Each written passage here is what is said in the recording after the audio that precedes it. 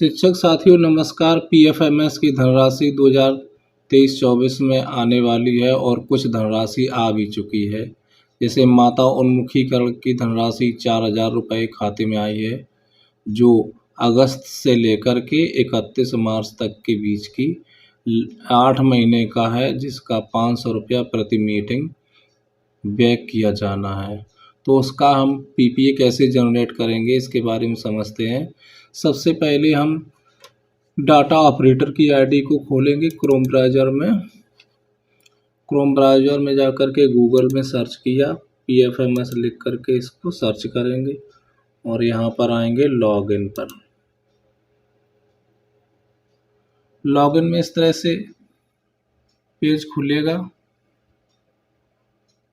और यहाँ पर हम यूज़र नेम और पासवर्ड को लिख करके लॉगिन करेंगे।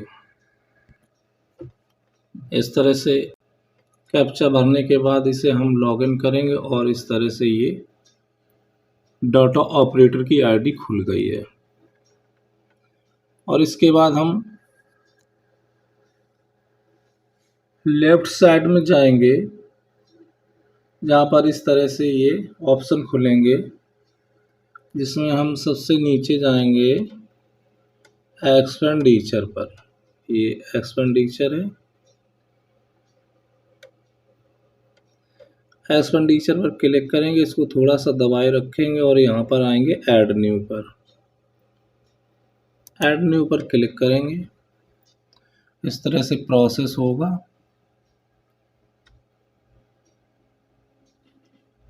और यहाँ पर हम स्कीम सेलेक्ट करेंगे।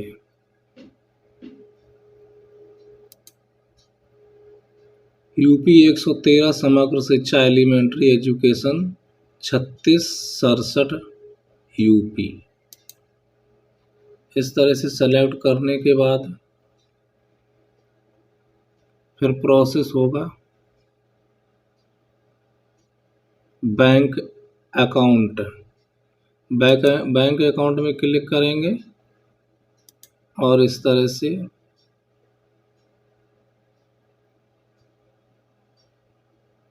एक्सपेंडिचर डन फॉर पर आएंगे। यहाँ पर वेंडर्स पर सेलेक्ट करेंगे।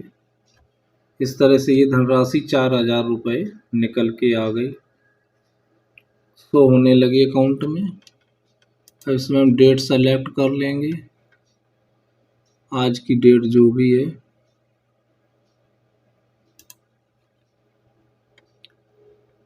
1 फरवरी 24 हमने सेलेक्ट की और हमें जितना भी पैसा निकालना है वो हम अमाउंट भर देंगे। अब हमें सेलेक्ट करना है यहाँ पर वेंडर, जिस अकाउंट में पैसा जाना है, तो हम इस पर सेलेक्ट करेंगे और इस तरह से ये वेंडर की लिस्ट खुलेगी।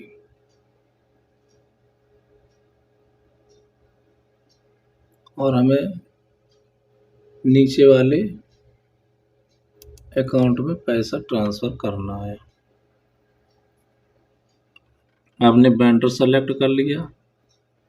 अब हम यहाँ पर भरेंगे letter office order number. Letter office order number में स्कूल का नाम डालेंगे और यदि पहला है तो 001 करके सेलेक्ट कर लेंगे। इस तरह से लेटर ऑफिस ऑर्डर नंबर भर दिया है। अब हम नीचे आएंगे नरेशन में, यहाँ पर लिख देंगे माता उन्मुखीकरण। वह जो धनराशि है माता उन्मुखीकरण की है। इस तरह से 4,000 रुपये सेलेक्ट किए, डेट भरी और यहाँ पर सीधे आए स्कीम में। यहाँ पर स्कीम जैसे ही सेलेक्ट करेंगे, यहाँ पर कंपोनेंट कोड निकलेगा और कंपोनेंट कोड दर्ज करना पड़ेगा, जिस मद की धनराशि है। यहाँ पर लिखना पड़ेगा समग्र शिक्षा और यहाँ पर इसको 3667।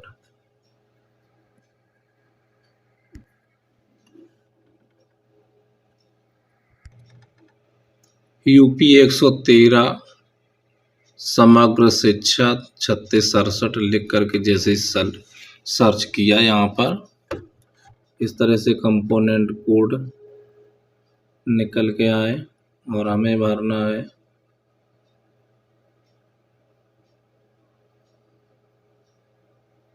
माता उन्मुखीकरण का कंपोनेंट कोड। ये है माता उन्मुखीकरण का कंपोनेंट कोड 01/02 पर प्राइमरी रिकरिंग। इसको सेलेक्ट किया,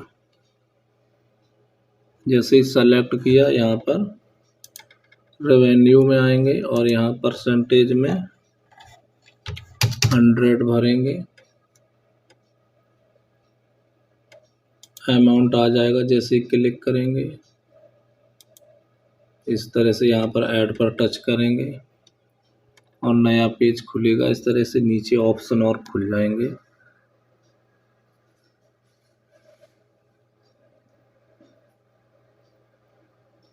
इस तरह से ये डिटेल खुल के आ गई, जो भी पीपीए जनरेट हो रहा है। कुल अमाउंट 4000 है, बैलेंस अमाउंट 0 हो जाएगा क्योंकि 4000 रुपये ही धनराशि थी। और हम यहाँ पर सेव पर क्लिक कर देंगे। इस तरह से प्रोसेस होगा। ये ट्रांजैक्शन वाउचर नंबर आएगा, इसको ओके कर देंगे। फिर इस तरह से पेज खुलेगा। यहाँ पर कुछ भी नहीं करना है, सीधे यहाँ नीचे जा कर के यस कर देंगे।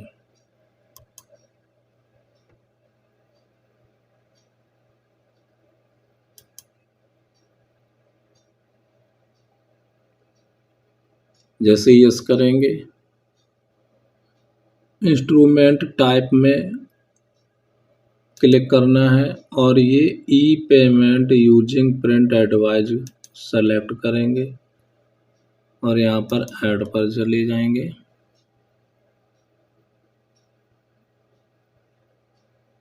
इस तरह से जिस अकाउंट में बैलेंस जाना था वो सारी डिटेल आ गई। यहाँ पर पासबुक फॉर नरेशन में भरना है, किस मद का पैसा है उसमें हम भरेंगे माता उन्मुखीकरण। पासबुक फॉर नरेशन में डिटेल भरने के बाद हम यहाँ पर सबसे नीचे कंफर्म कर देंगे। प्रोसेस हुआ, इस तरह से पेज खुला और यहाँ पर पे डिटेल हैज बीन कंफर्मेड सक्सेसफुली।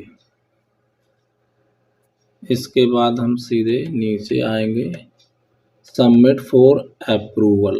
यहाँ पर अप्रूवल के लिए भेज देंगे डाटा। अप्रूवर की आईडी पर ये चला गया और अब यहाँ पर कुछ नहीं करना है। कैंसिल ट्रांजैक्शन, यदि कैंसिल करना है तो इस पर टच करें, अन्यथा इसे यहाँ पर लॉग आउट कर दें। स्क्रॉल करके इस जगह पर लॉग आउट कर दीजिए डाटा ऑपरेटर की आईडी को। ये लॉग आउट हो गई। अब हमको डाटा अप्रूवर की आईडी को खोलना है। अब हम यहाँ पर डाटा अप्रूवर की आईडी को खोलेंगे। इस तरह से ये प्रोसेस हुआ और डाटा अप्रूवर की आईडी खुल गई। अब हम यहाँ लेफ्ट साइड में जाएंगे और एक्सपेंडिचर पर, एक्सपेंडिचर इसको थोड़ा दबाए रखेंगे और यहाँ पर आएंगे अप्रूव पर। जो पीपीए बनाया था उससे जो जनरेट किया था डाटा ऑपरेटर की आईडी से, उसे अब हम यहाँ से अप्रूव करेंगे। यूपी 113 समग्र शिक्षा एलिमेंट्री एजुकेशन 3667 यूपी, इसको सेलेक्ट करेंगे। बैंक अकाउंट ऑटोमेटिक आ गया है और अब हम यहाँ सीधे सर्च कर देंगे।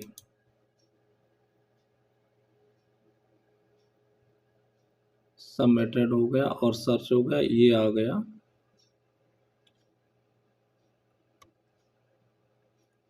जो पीपीए बनाया था वो यहाँ पर letter office order number save हो गया दिख रहा है। इस लेटर ऑफिस ऑर्डर को हम टच करेंगे।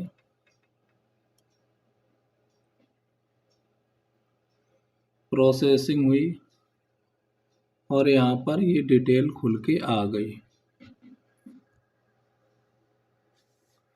अब हमें इसको अप्रूव्ड करना है। यहाँ पर अप्रूव्ड कर देंगे।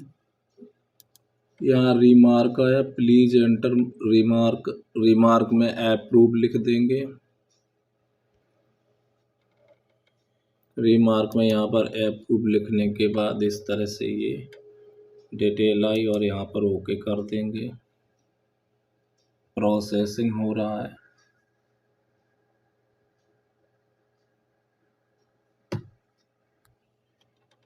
इस तरह से प्रिंट पेमेंट एडवाइज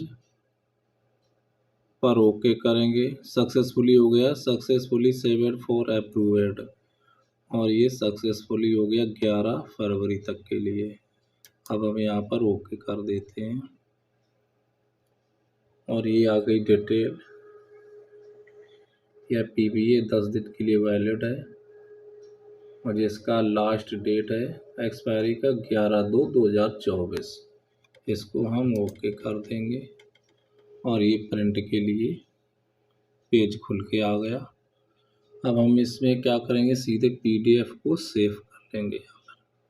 यहाँ पर इसको हमने सेव किया और यहाँ पर विद्यालय का नाम डाल देंगे जिस स्कूल की PDF है।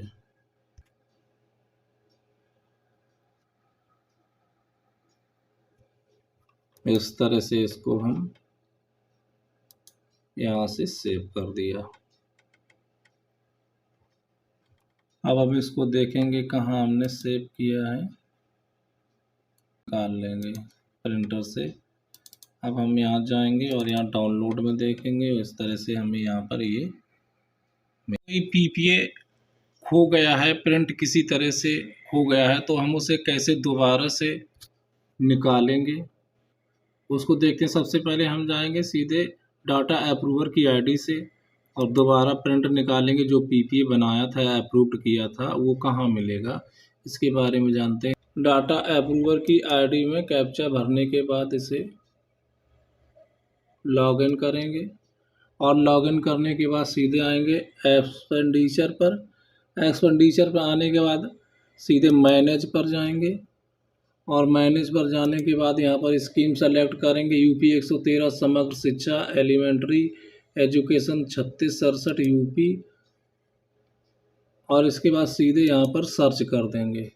सर्च करने के बाद देखिए यहाँ पर ये PPA जो 2 थे, एक रिजेक्ट कर दिया था, यहाँ पर एक हो गया अप्रूव्ड। अब इस पर हम क्या करेंगे, लेटर ऑफिस ऑर्डर नंबर पर जाएंगे।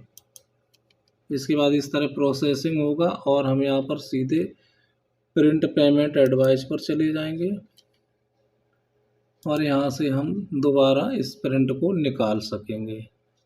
यहाँ पर ऐसे सेव कर लेंगे और ये पुनः पेमेंट कर सकते हैं। इस तरह से दोबारा हम किसी भी PPA को ढूंढ करके उसे हम प्रिंट करके पुनः जमा कर सकते हैं यदि कोई PPA खो गया है। बहुत बहुत धन्यवाद, नमस्कार।